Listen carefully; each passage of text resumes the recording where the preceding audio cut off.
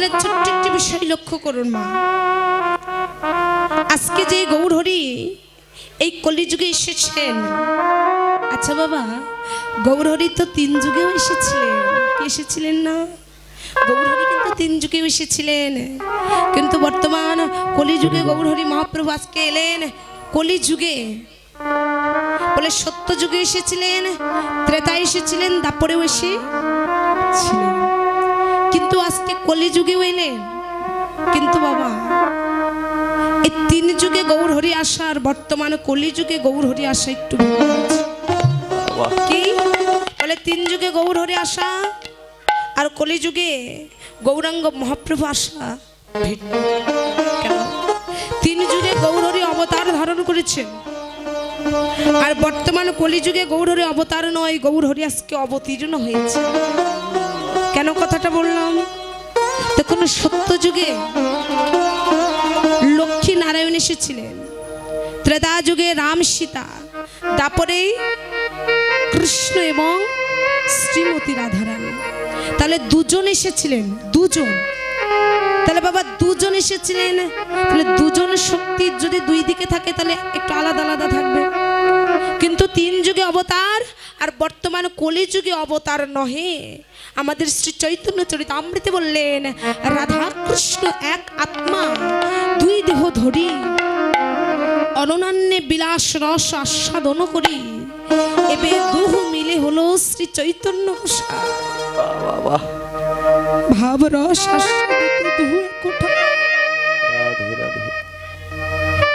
আজকে কলিযুগে ভগবান এসেছেন। সত্য যুগে মোর নামক অসুরকে উদ্ধার করে নাম নিলেন মুরারি। ত্রেতা যুগে রাম হয়ে রাবণকে উদ্ধার করে হলেন রাবণারি। দাপর যুগে কংসকে উদ্ধার করে হলেন কংসহারি। আর কলিযুগে অজ্ঞান জীবীকে শ্রী চৈতন্য জ্ঞান প্রদান করার জন্য অবতীর্ণ হলেন শ্রী চৈতন্য গৌরহরি।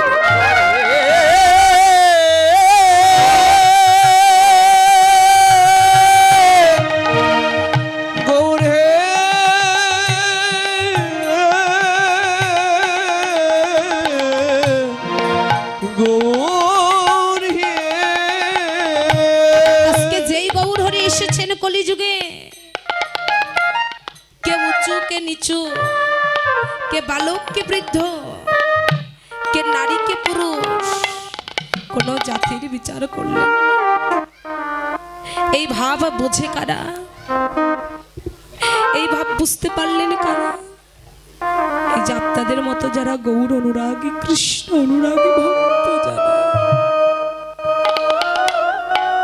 এই জাগতিক জগতে যারা প্রকৃত গৌর অনুরাগী ভক্ত হয়, গৌরের শ্রীপাদ পদ্মে তার দেহ এই মন এই জীবন যৌবন আত্মনিবেদন করে বলে গৌরী। এই জাগতিক জগতে এইরকম অনন্ত অনন্ত কোটি বিশ্ব ব্রহ্মাণ্ডের মালিক আমার গৌর। এই জাগতিক জগতে তোমার অনেক ভক্ত আছে, তুমি আমার নাও হতে পারো, কিন্তু জানো দয়াময় এই জাগতিক জগতে আমি ছাড়া তোমার অনেক ভক্ত আছে, কিন্তু তুমি বিনা জগতে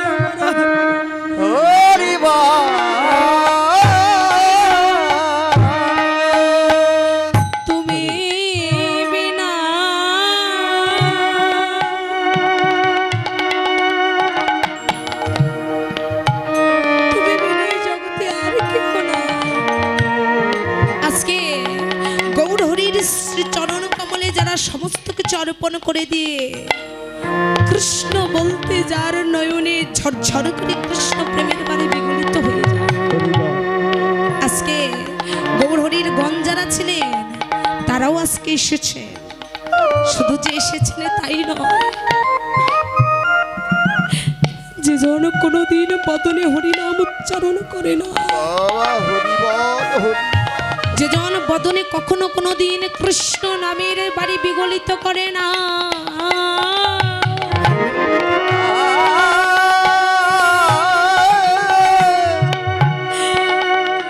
হরিনাম নিচ্ছে না, তাদের হাতে ধরে হরিনাম বিলিয়ে দিচ্ছে। যদি হাতে ধরে না নেয়, তার চরণে লুটিয়ে পড়ে বলছে, হরিবল ভক্তগণ, যদি পারো একবার তোমরা হরিনাম গ্রহণ করো।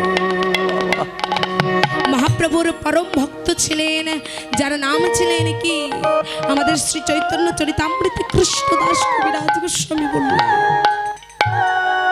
সনাতন গোস্বামী যখন নবদ্বীপ ছেড়ে, নদিয়া ছেড়ে যখন বৃন্দাবনে গিয়েছিলেন মদন গোপালকে সেবা অর্চনা করতে, তিনি জানতে পারলেন, বুঝতে পারলেন যে বিষয়ের মধ্যে থেকে কখনো কোনো দিনের তরে আমার গৌর হরি প্রাপ্তি পাবে না। তাই তিনি বিষয় পরিত্যাগ করে, সর্বস্ব পরিত্যাগ করে, আপনারা জানেন 17খানা মানিক আর একখানা কম্বল নিয়ে গিয়েছিলেন। গৌর হরি তাকে গ্রহণ করেননি, গৌর হরি তাকে গ্রহণ করেননি।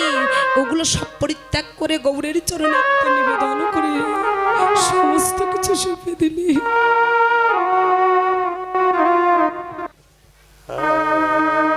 যখন গৌরের শ্রীপাদ পদ্মে সঁপে দিলেন, এই জাগতিক জগতে আপনাদের চরণে একটা মিনতি বাবা,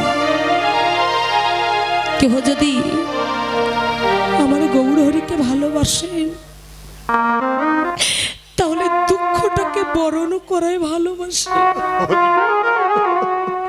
কেননা এই জাগতিক জগতে যেজন আমার গৌর হরিকে ভালোবাসে, গৌর হরি যে তাকে কাঁদাতে বড় দুঃখ দিতে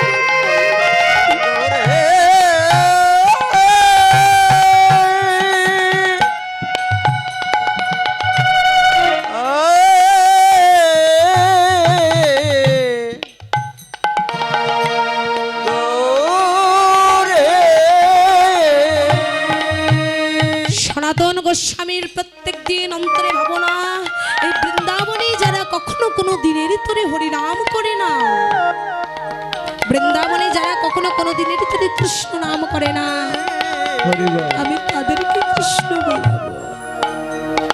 তাই তো সকাল সকাল ভিক্ষার ঝোলা স্কন্ধে নিয়ে চললো একটি মায়ের কাছে। মা দেবলা,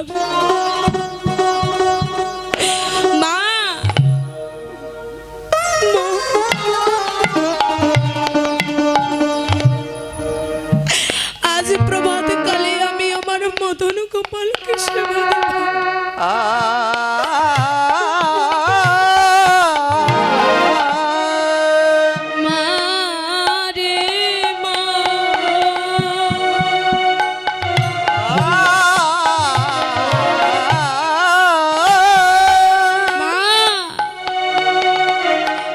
প্রভাতকালে মদন গোপালকে আমি সেবা দেব রে মা। জানিস মা, ওই গৌর হরিকে ভালোবেসে আমার সমস্ত কিছু নিয়ে নিয়েছে মা। আমি গৌর হরিকে মদন গোপালকে সেবা দেব, সেবা দেওয়ার মতো আমার কাছে কোনো বস্তু নেই রে মা। তোর গৃহে আমি আজকে আঁচল পেতে দাঁড়ালাম, কিছু ভিক্ষা দিবি না? সঙ্গে সঙ্গে ওই তো কৃষ্ণ বিদ্বেষী, কৃষ্ণকে তো ভালোবাসে না, ডেকে বললেন, কে হে তুমি? সাত সকালবেলা ঘুম থেকে উঠতে পারলাম না, এসেছো ভিক্ষা চাইতে? হবে না, আমার ঘরে যারা কৃষ্ণকে ভালোবাসে তাদের স্থান আমার ঘরেই নেই। সনাতন গোস্বামী মনে মনে ভাবলেন, আজকে আমি এই মাকে কৃষ্ণ বলবো,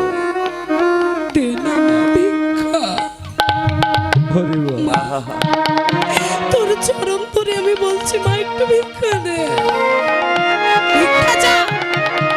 ভিক্ষা চাইতে এসেছ? ওই যে সকালবেলা উঠে বাসি ঘরে পোজ দিচ্ছিলেন, ওই নোংরা কাপড়টা ছিলেন, ওই নোংরা কাপড়টা সনাতনের বদনে ছুঁড়ে মেরে দিয়েছে। যেই সনাতনের বদনে ওই বাসি পোস্তা ছুঁড়ে মেরেছেন, সনাতন বদনে থেকে পোস্তা নামিয়ে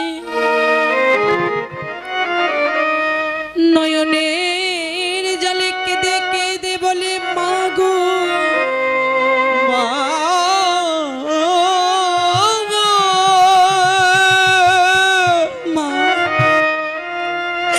আজকে যে তুই আমার কি উপকার করলি রে মা, এটা আমি তোকে বলে বোঝাতে পারবো না।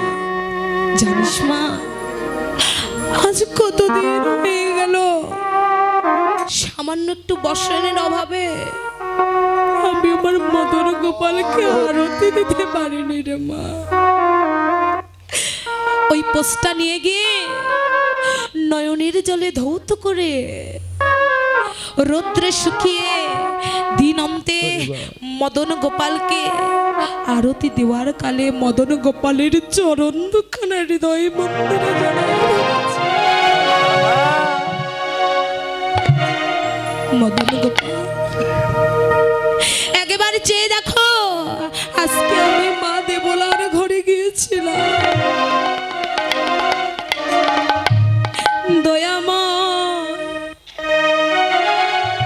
সে মা যে তোমাকে কিছু দেবে তার দেওয়ার মতো কিছু ছিল না।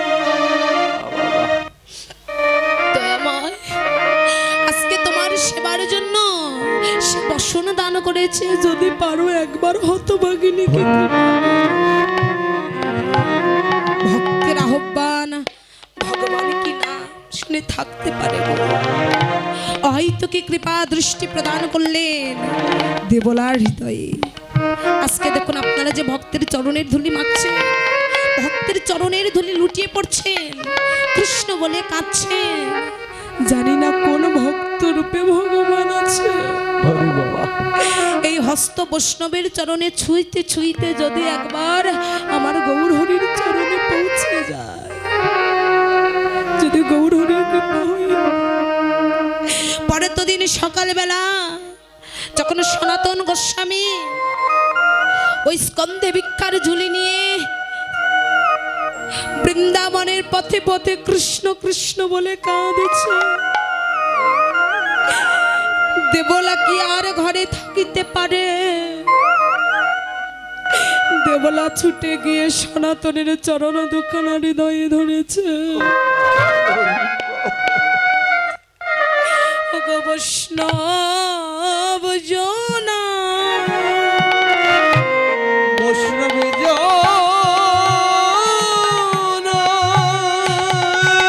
না জেনে না বুঝে কত অপরাধ করেছে তব চরণে, এই অপরাধের বুঝি আমার ক্ষমা হবে না। শুনেছি বৈষ্ণবের চরণ পরশ করলে নাকি সমস্ত অপরাধ ক্ষয়ে যায়, তাই ভক্ত গো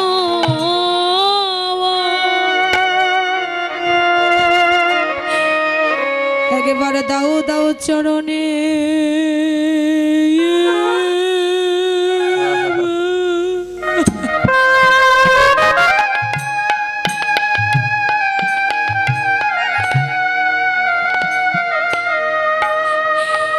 চরণের ধুলি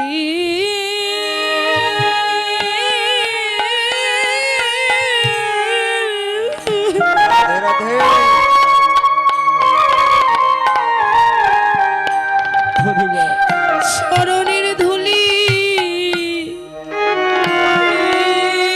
দাও গো ভক্ত গো, দাই বাবুর পরিবার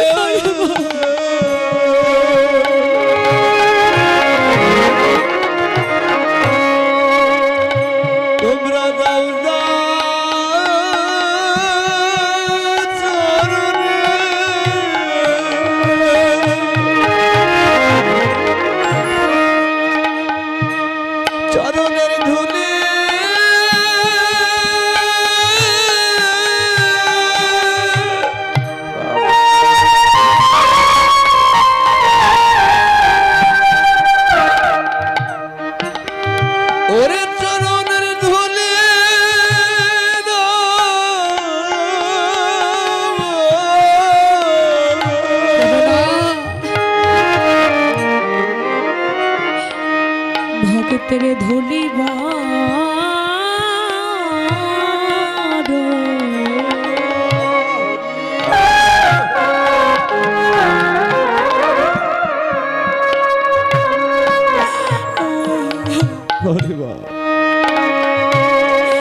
ধুলি বড় ভালো ভালোবাসি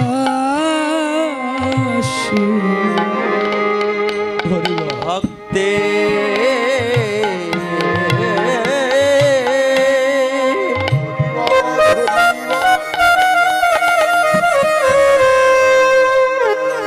ভক্তের চরণ ধুলিব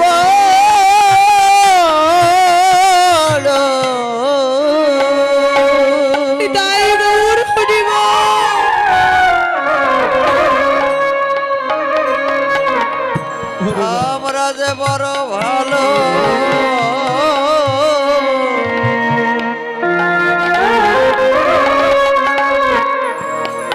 বড় ভালোবাসি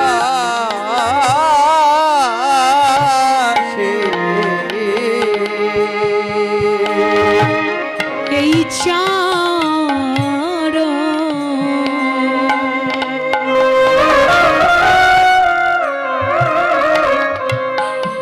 এই চরণ মাথায় রাখি না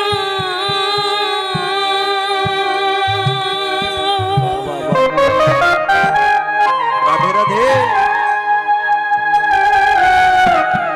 চরণ মাথায় রাখি না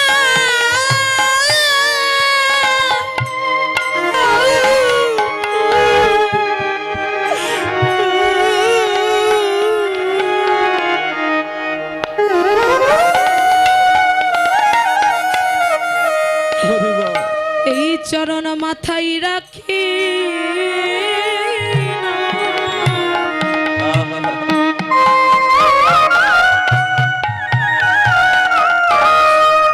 আমার বক্ষে রাখে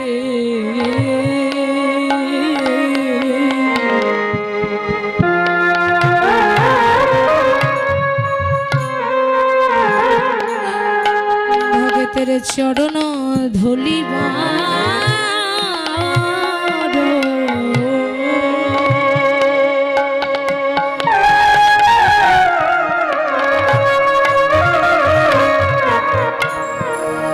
বড় ভালো বাসি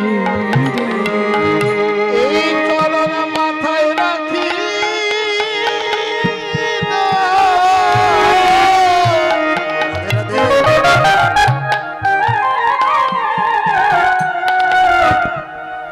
আমি মকে রাখি গৌর হরি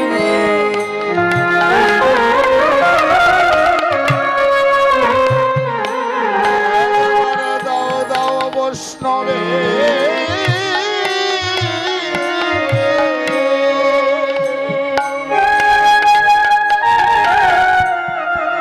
বৈষ্ণবের ধুলি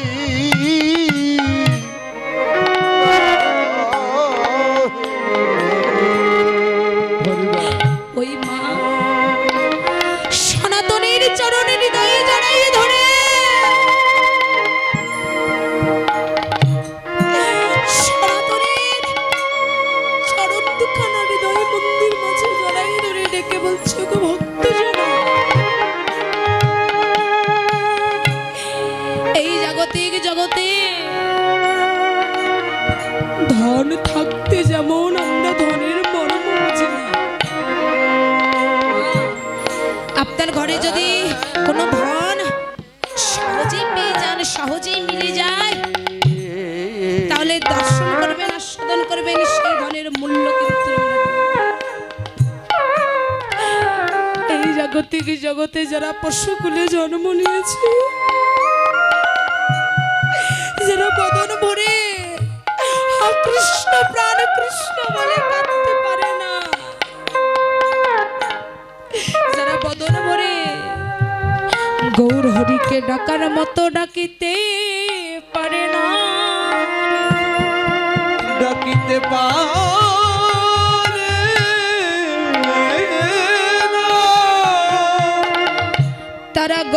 হরির চরণে ডেকে ডেকে বলে গৌর হে, গৌর হে। শুনেছি তুমি নাকি কৃপাময়ী,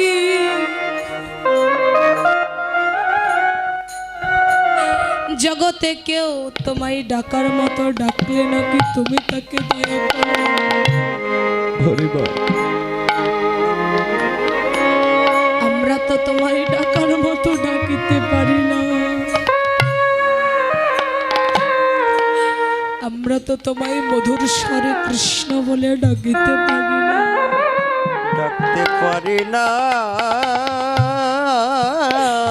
যদি পারতাম একবার বৈষ্ণবের বাজারে গিয়ে কৃষ্ণবালা ভক্তির চরণ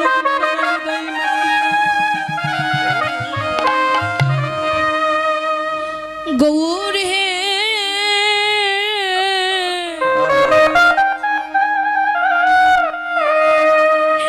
এই জন্মে আমার ভক্তিহীনা করে জন্ম দিলে বটে, জন্ম দিলে বটে, কিন্তু যদি কখনো কোনো দিনের তরে পরের কোনো জন্ম দাও, জনম সেই জন্মে বৈষ্ণবের বাজারে গিয়ে যেন কৃষ্ণ বলে মোরা কাঁদিতে পারি। ওরে সেদিন আমরা কৃষ্ণ বলে ওরে কাঁদিতে পারি।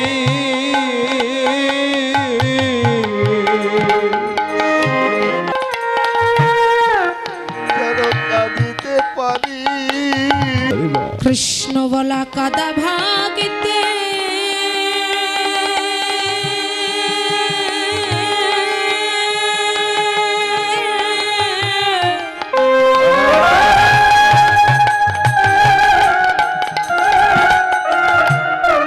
কৃষ্ণ বলে কাদা ভাগিতে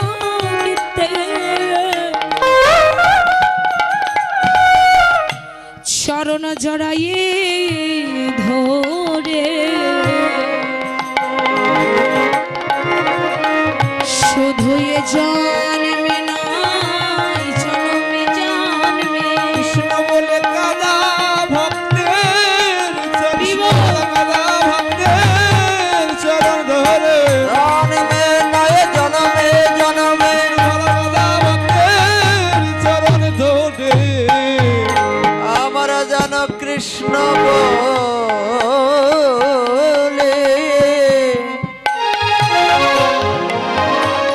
কাঁদিতে পারি।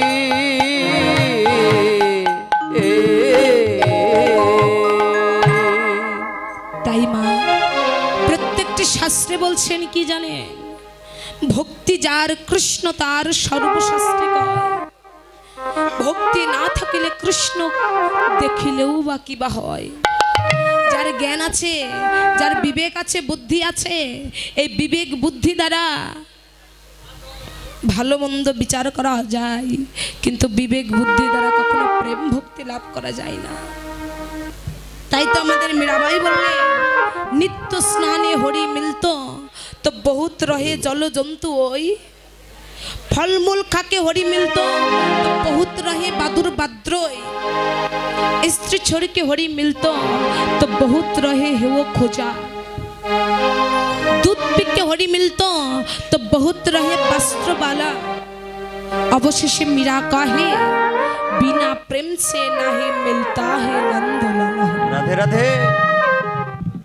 যে যত কিছু করো না কেন বিনা প্রেম ছাড়া এবং বিনা ভক্তি ছাড়া কখনো কোনোদিনের তরে তাকে পাওয়া যাবে না। আজকে সেই মহাপ্রভু আমার আজকে নদিয়ায় এসেছেন ঠিক, কিন্তু ওই প্রেম আর ভক্তি পাবার পিতার্থ নিয়ে কইছন রাধা প্রেমা, কইছন মাধুরীমা, কইছন সুকীতি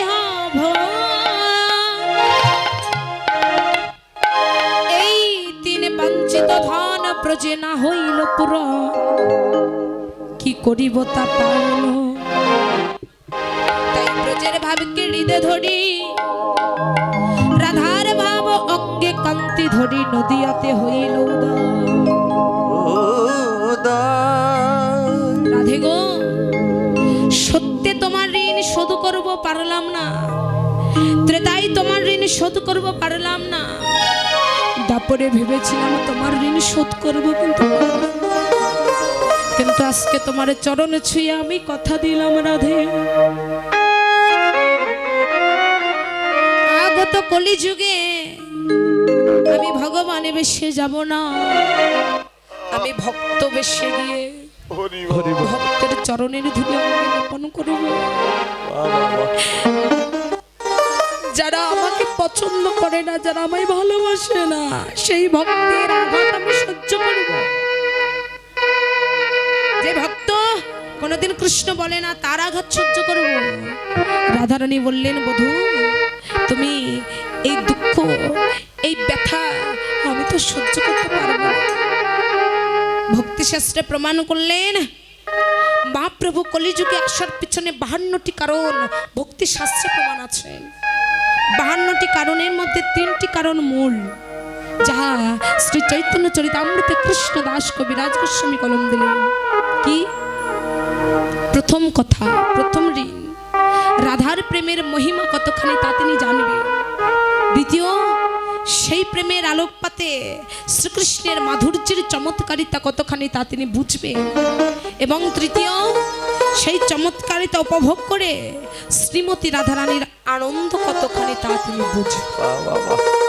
তাই তো বলেছিলেন, বধূ ভিতরেতে রবে তুমি, বাহিরেতে রব আমি, দাঁড়ে দাঁড়ে জীবের দাঁড়ে দাঁড়ে হরিনাম বিলাইব। ওইভাবে আশ্রয় করে আজুরে অর্থাৎ আজকে গৌরাঙ্গের মনে কি ভাব উঠিল, আজকে গৌরাঙ্গের অন্তরে এমন কিসের ভাব উদয় হয়েছে? কি করছে? ধবলি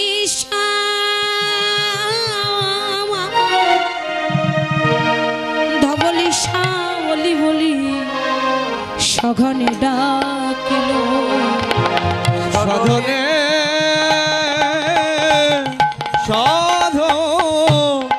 সাধনে ডাকিল। ধবলি এবং শ্যামলী ছিলেন কোথায়? কোথায় ছিলেন বাবা? সেটা ধবলি এবং শ্যামলী ছিলেন কোথায়? বৃন্দাবনে। কি ধবলি এবং শ্যামলী যদি বৃন্দাবনে থাকে, তাহলে নবদ্বীপের নদিয়া মাঝে গৌর হরিডে যাচ্ছে কাকে? আই ধবলি আই শ্যামলী।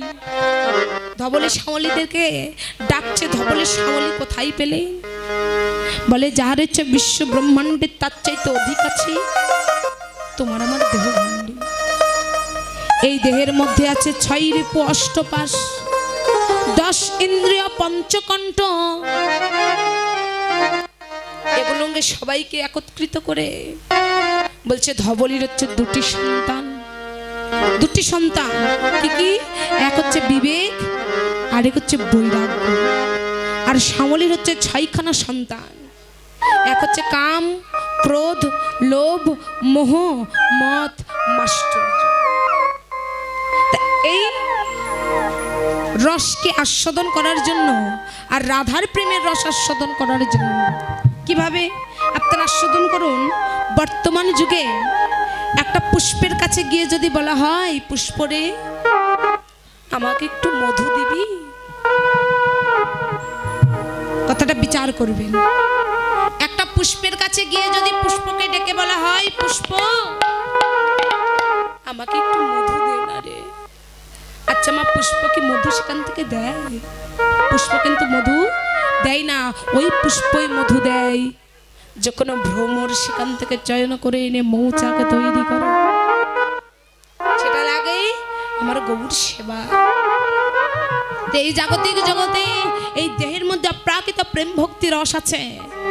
এই দেহের মধ্যে অপ্রাকৃত প্রেম ভক্তি রস আছে। এই রসখানা কৃষ্ণ সেবাই লাগাবো কেমন করে? শুধু দিলে তো লাগবে না। বললেন ওই ভ্রমর রূপী শ্রী গুরুদেবের আশ্রয়ে কেউ যদি একবার নিতে পারে, গুরুদেবের শ্রী চরণ কমল একবার যদি আশ্রয় করতে পারে, তাহলে গুরুদেব কৃপা করে করুণা করে সাধন প্রণালীর দ্বারাই তোমার দেহের কৃষ্ণ প্রেমের রস গুরুদেব তার গৌর সেবায় লাগিয়ে তাই হরি বল। রাধে আমার এই দাদা আমার অনেক কীর্তন সেরেছে বাবা। আমার এই কীর্তন মিডিয়া 10 লেখলে বহু কীর্তন, আমার কীর্তন অন্যান্য কীর্তনের কীর্তন, বাউল গান, কবি গান, শব্দ গান, লীলা কীর্তন, নাম কীর্তন অনেক কিছু পাবেন।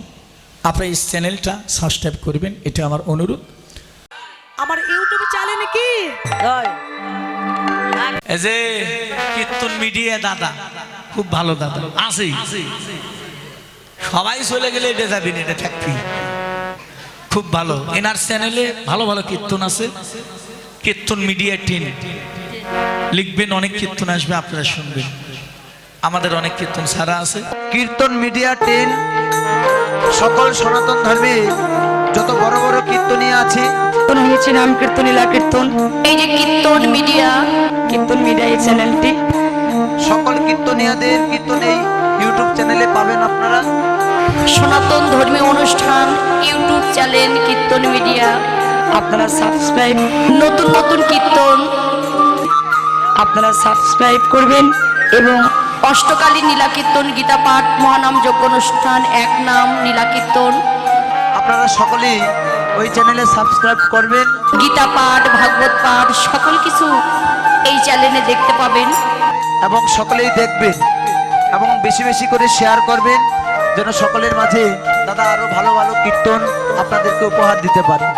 কীর্তন মিডিয়া সকল ভক্তগণই এই চ্যানেলটি দেখবেন। হ্যাঁ, তো গৌর হরি বল। হরি বল, হরি বল।